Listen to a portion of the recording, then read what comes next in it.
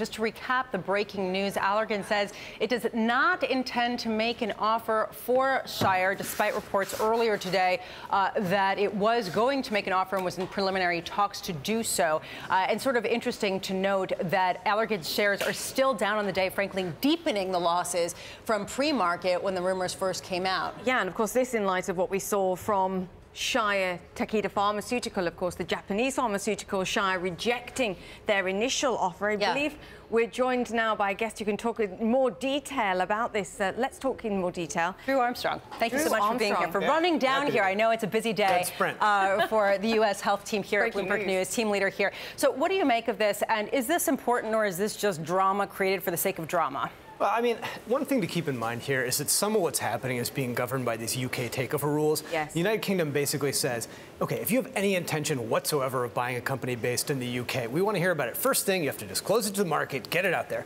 And it means that a lot of this negotiating or even thoughts about making a deal, instead of playing out privately in some lawyer's office or boardroom somewhere, it gets ending up disclosed to the market. And so we have things like this Allergan situation where they come out and they say, hey, we might be about to spend $60 billion or more and come out and buy Shire. And then a couple hours later, you know, after the stock goes down, they say, hey, just kidding, we're out of this thing.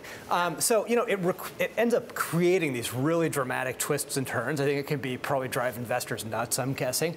But it means that we've got a lot of disclosure out there in the market. But the message they're saying is, look, we're still evaluating potential strategies, including acquisitions, divestitures, combinations. So they are making it clear, look, we're still working out what we want to do. Right. We're just not ready potentially to do this now. Yes, exactly. And, you know, and Allergan has been kind of facing some difficulties. Shares have been down recently a little bit. One of their biggest drugs is under threat. They've got a lot of debt. People are kind of wondering, okay, what have you guys been going to do? Are you going to sell off pieces of this thing? Are you going to find some new blockbuster product? And they said, hey, we're going to potentially get out our checkbook. And so I think people are reacting a little bit to that. I'm glad you brought up the debt here. I mean, we're talking $30 billion of debt. They've got, what, just under $6.5 billion of cash at year end. I mean, Shire's just rejected a $60 billion offer from Takeda. So it's not the simplest of options to go out and buy this one for Allergan, surely. No, it definitely isn't. I think that's why you're seeing, you know, I mean, the Takeda offer has a huge shares component in it, which is, you know, I mean,